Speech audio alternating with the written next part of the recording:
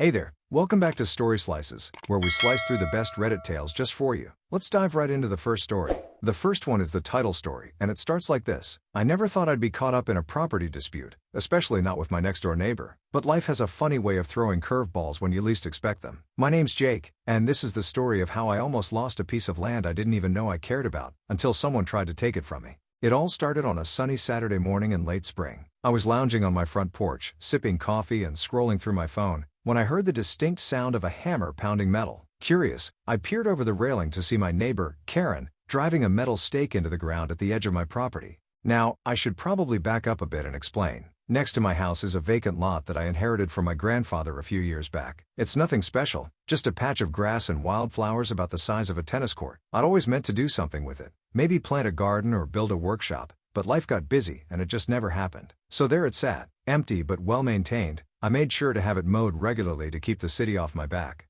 Anyway, back to Karen and her mysterious hammering. I watched as she finished pounding in the stake and then hung a bright red sign that read "No trespassing, private property" in bold white letters. My eyebrows shot up. What the hell? I set down my coffee and made my way over to where Karen was now admiring her handiwork. "Morning, Karen," I called out, trying to keep my tone neutral. "What's going on here?" Karen turned, a slightly smug smile on her face. She was in her mid-50s, with graying blonde hair pulled back in a tight ponytail and the kind of tan that comes from hours of meticulous gardening. "Oh, good morning, Jake," she said, her voice sickly sweet. "I'm just putting up some signs to keep people off my property. You know how kids these days are, always looking for trouble." I blinked, confused. "Your property? Karen, this is my lot. It's been in my family for years." She laughed, a short, dismissive sound that set my teeth on edge. "Oh, Jake, don't be silly. This lot's been abandoned for ages. I've been maintaining it and paying taxes on it for years now. It's mine by adverse possession."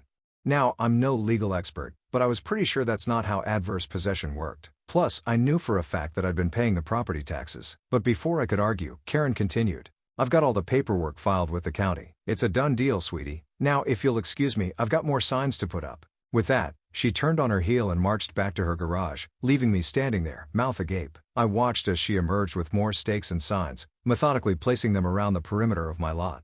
I stood there for a moment, stunned. Was this really happening? I mean, sure, I hadn't done much with the lot, but it was mine. I had the deed to prove it. Speaking of which, I hurried back into my house and down to the basement, where I kept a fireproof safe with all my important documents. After a few minutes of rifling through papers, I found what I was looking for: the deed to the lot, signed over to me by my grandfather's estate. Armed with the deed, I marched back outside. Karen was just finishing up with the last sign when I approached her again. "Karen, I've got the deed right here," I said, waving the paper. "This lot belongs to me. You need to take down these signs." Karen's eyes narrowed as she looked at the paper in my hand. For a moment, I thought I saw a flicker of uncertainty cross her face, but it was quickly replaced by a look of determination.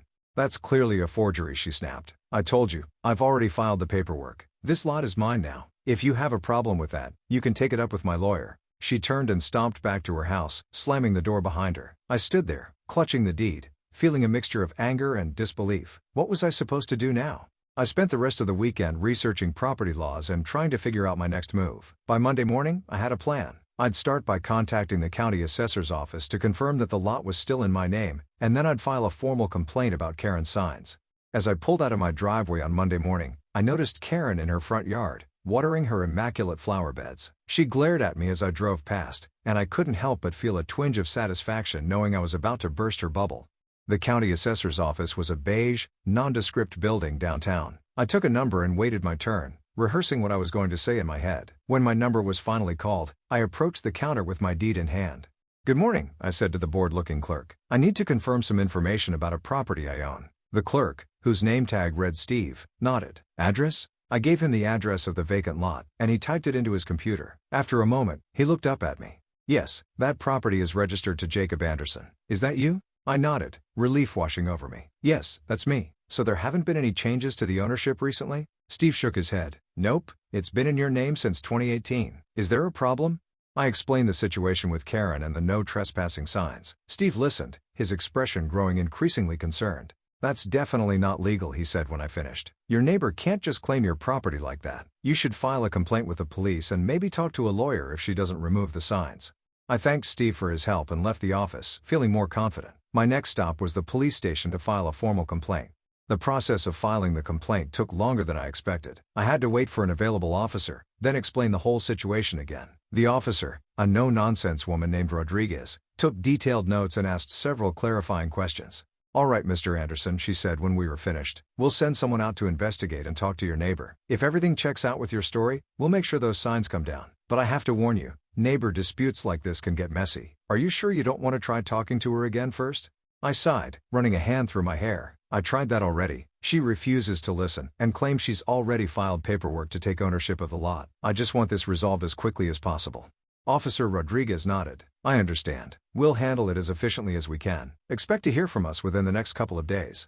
As I left the police station, I couldn't help but feel a mix of relief and apprehension. I was glad the wheels were in motion to resolve this ridiculous situation, but I was dreading the inevitable confrontation with Karen.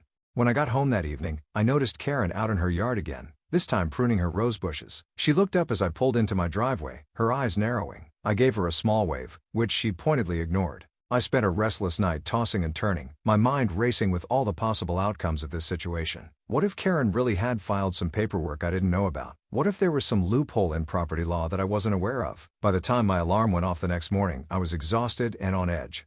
I was just about to leave for work when I heard a knock at my door. I opened it to find Officer Rodriguez standing on my porch, along with another officer I didn't recognize. "Good morning, Mr. Anderson," Officer Rodriguez said. "We're here to follow up on your complaint. Is now a good time to talk?" I nodded, stepping back to let them in. "Of course, come in. Can I get you anything? Coffee?" They declined politely, and we settled in my living room. Officer Rodriguez introduced her partner, Officer Chen, and then got right down to business. "We've reviewed your complaint and the documentation you provided," she began. "We've also done some checking on our end. I can confirm that the lot in question is indeed registered in your name, and there have been no recent changes or filings regarding its ownership." I let out a breath I didn't realize I'd been holding. "That's a relief. So what happens now?" Officer Chen spoke up. "We're going to go speak with your neighbor now. We'll explain the situation and instruct her to remove the signs immediately. If she refuses, we can issue a citation for trespassing and unauthorized posting of signs." I nodded, feeling a mix of vindication and nervousness. "Do you need me to be there?" Officer Rodriguez shook her head. "That won't be necessary. In fact, it might be better if you're not present to avoid any potential confrontation. We'll handle it from here." They stood to leave, and I walked them to the door. As they were leaving, Officer Rodriguez turned back to me. "Mr. Anderson, I know this has been a stressful situation for you, but please, try to remain calm and avoid engaging with your neighbor about this issue. Let us handle it. If there are any further problems, don't hesitate to call us." I agreed and watched as they walked next door to Karen's house. I desperately wanted to eavesdrop on their conversation, but I knew that would only make things worse. Instead, I forced myself to go to work, my stomach in knots as I imagined how Karen might react. The workday dragged by agonizingly slowly. I couldn't focus on anything, constantly checking my phone for any messages from the police. By the time I finally headed home, I was a bundle of nerves. As I pulled onto my street, I immediately noticed something different. The no trespassing signs were gone. All of them? I parked in my driveway and got out, scanning the lot in disbelief. It was as if they had never been there at all. I was so focused on the lot that I didn't notice Karen approaching until she was right in front of me. Her face was red, and she looked like she'd been crying. "Jake," she said, her voice trembling slightly. I owe you an apology."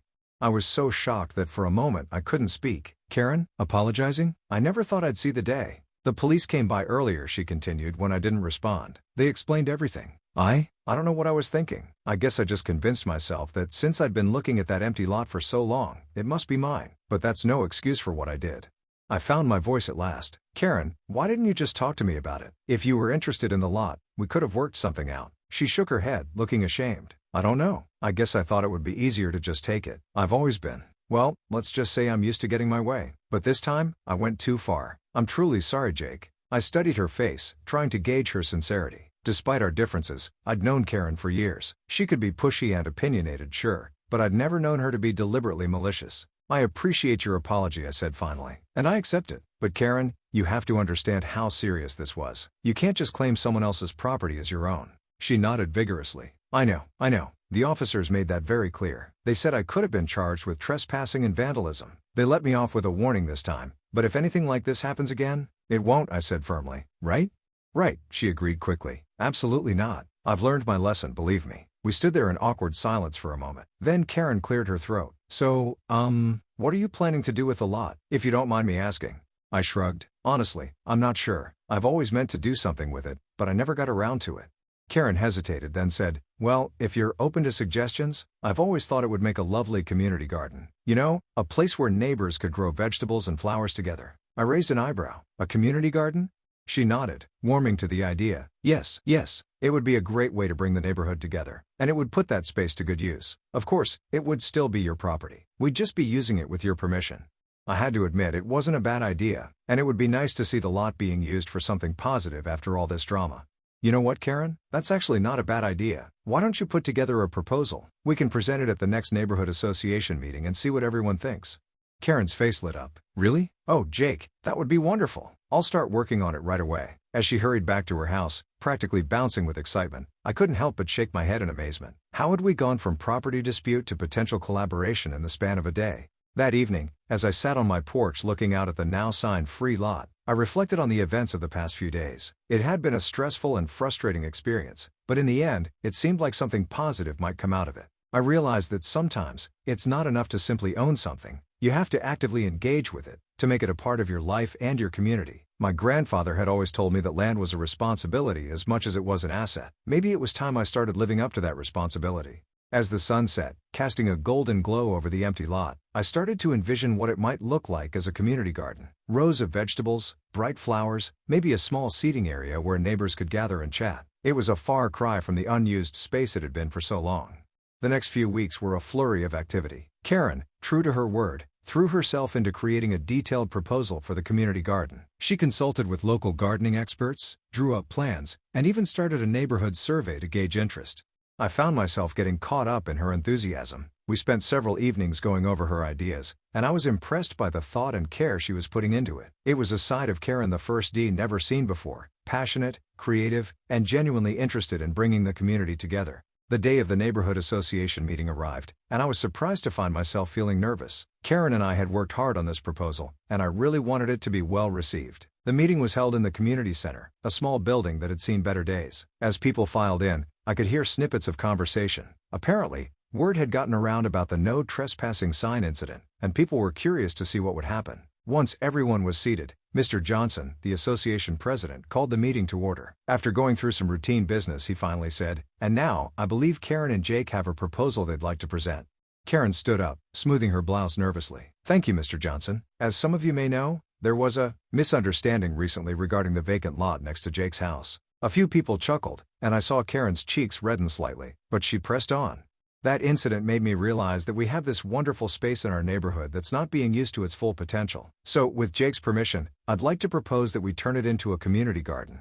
She went on to outline the plan we developed, how the garden would be organized, how maintenance would be handled, the types of plants we could grow. As she spoke, I could see people sitting up straighter, their interest piqued. When Karen finished her presentation, there was a moment of silence. Then Mrs. Rivera, who lived down the street, raised her hand. "I think it's a wonderful idea," she said. "My grandkids would love to learn about growing vegetables." That seemed to open the floodgates. Suddenly, everyone had something to say. Mr. Lee thought we should include some fruit trees. The Taylors suggested a small play area for kids. Even grumpy old Mr. Peterson, who usually complained about everything, grudgingly admitted it was not a bad idea. As the discussion continued, I could feel the excitement building in the room. People were offering to donate tools, seeds, and their time. It was amazing to see how one simple idea could bring everyone together like this. Finally, Mr. Johnson called for a vote. The result was unanimous. Everyone was in favor of the community garden project. As the meeting wrapped up, people crowded around Karen and me, eager to sign up for various committees and tasks. I caught Karen's eye over the heads of our excited neighbors, and we shared a smile. It was hard to believe that just a few weeks ago we'd been at odds over this very piece of land. Over the next few months, the vacant lot transformed. We started with clearing the space and preparing the soil. It was hard work, but it was amazing to see how many people showed up to help. Even teenagers who usually couldn't be bothered with neighborhood events were out there, shoveling and wheelbarrowing with the rest of us. Karen, true to form, took charge of organizing everything. She created schedules, coordinated with local nurseries for plant donations, and even arranged for a local artist to paint a beautiful mural on the fence at the back of the lot. I had to admit, her take-charge attitude that had once annoyed me was now a real asset to the project. As for me, I found myself enjoying the physical labor and the sense of community more than I ever expected. There was something deeply satisfying about working the earth, planting seeds, and watching them grow. I started spending my weekends at the garden instead of in front of the TV, and I felt better for it. The garden became more than just a place to grow vegetables and flowers. It became a gathering spot for the neighborhood. People would stop by in the evenings to water their plots and end up staying for hours, chatting with neighbors they'd barely known before. We started having monthly potlucks, where everyone would bring dishes made with produce from the garden. One Saturday afternoon, about 6 months after we'd started the project, I was at the garden weeding my tomato plants when Karen approached me. "Jake," she said, a bit hesitantly, "do you have a minute?" I straightened up, wiping sweat from my brow. "Sure, what's up?" She took a deep breath. "I just wanted to thank you for forgiving me about the whole no trespassing sign fiasco, and for giving this garden a chance. I know I can be difficult sometimes, but this project has meant so much to me, and to the whole neighborhood. I don't think I've ever felt so connected to a community before." I was touched by her sincerity. "You know, Karen, I should be thanking you. If you hadn't put up those signs, who knows how long this lot would have sat empty. Sometimes good things come from strange beginnings." She laughed. "I suppose you're right, though maybe next time I have an idea, I'll just talk to you about it instead of trying to steal your land." "That would be appreciated," I chuckled. As we stood there, looking out over the thriving garden, I felt a sense of pride and contentment. The once empty lot was now bursting with life, rows of vegetables, flowering plants attracting bees and butterflies, and at that moment, filled with our neighbors working and laughing together. Mr. Peterson shuffled by, carrying a basket of fresh lettuce. "Good crop this year," he grunted, which from him was high praise indeed. "It sure is," I agreed. "Hey, are you coming to the potluck next week?" He harumphed. "Wouldn't miss it. I'm bringing my famous potato salad." As he wandered off, Karen turned to me with a grin. "Famous potato salad? Since when does Mr. Peterson cook?" I shrugged. "Apparently since he joined the garden. People are full of surprises, I guess." "They sure are," Karen agreed. "Speaking of surprises, I've been thinking, what if we expanded the garden? There's that empty lot over on Maple Street. If we could get permission to use it, we could start a fruit orchard." I laughed. "Slow down there, Karen. Let's enjoy what we've accomplished here before we start taking over the whole neighborhood." She smiled sheepishly. "You're right, of course. I just get excited about the possibilities." "I know," I said. "And that's not a bad thing. Just maybe run your ideas by me before you start putting up signs, okay?" "Deal," she said, holding out her hand. We shook on it, both of us grinning. As the sun began to set, casting a warm glow over the garden, more of our neighbors drifted in. Someone brought out a guitar, and soon the air was filled with music and laughter. I looked around at the scene, Karen showing Mrs. Rivera's grandkids how to pick ripe tomatoes, the Taylor's kids playing on the tire swing we'd hung from the old oak tree, Mr. Lee proudly displaying the first apples from the dwarf tree he'd planted. This was so much more than I'd ever imagined for this piece of land. It had become the heart of our neighborhood, a place where friendships were formed, skills were shared, and community was built. And to think, it all started with a dispute over some no trespassing signs. As I sat there, surrounded by my neighbors and friends, I thought about how sometimes the best things in life come from the most unexpected places. A misunderstanding had led to understanding. A conflict had led to collaboration. An empty space had become full of life. I looked over at Karen, now laughing with a group of neighbors, and felt a wave of gratitude. Her misguided attempt to claim my land had set off a chain of events that had enriched all of our lives. It was a reminder that sometimes, what seems like a problem can actually be an opportunity in disguise.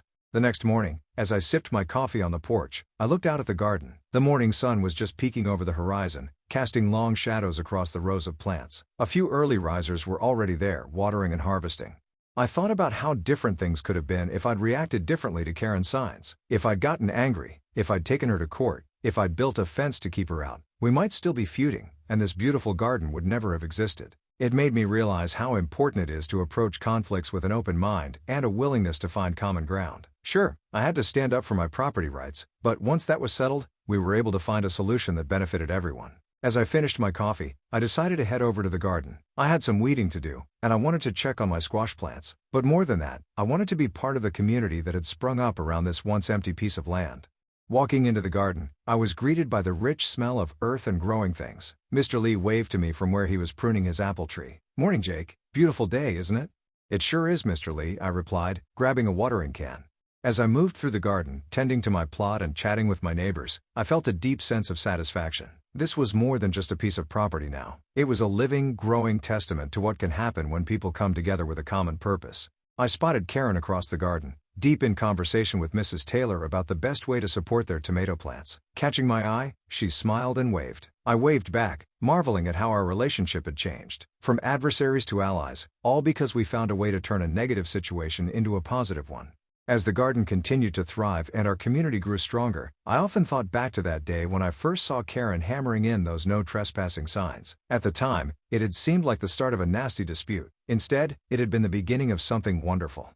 It just goes to show, you never know where life will lead you. Sometimes, the most beautiful gardens grow from the most unexpected seeds. Are you hungry for more slices of stories? Don't forget to subscribe and hit the bell to never miss out on any videos. See you tomorrow at Story Slices.